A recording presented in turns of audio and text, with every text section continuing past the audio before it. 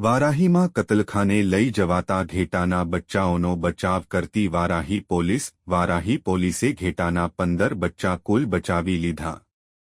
₹2 લાખની પિકઅપ ડાલા સાથે 2 આરોપીની વારાહી પોલીસે કરી ધરપકડ। પાટણ જિલ્લાના વારાહી ખાતે પોલીસે મધરાત્રે કતલખાને લઈ જવાતા ઘેટાના બચ્ચાઓને બચાવ્યા છે।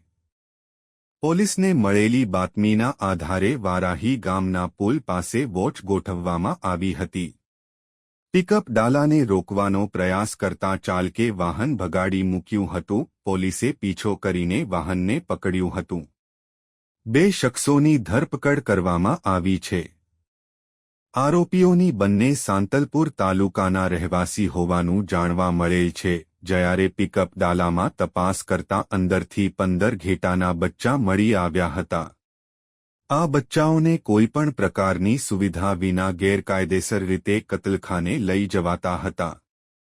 પોલીસે ₹30,000ની કિંમતના ઘેટાના બચ્ચા અને ₹2 લાખની પિકઅપ ગાડી કબજે કરી છે।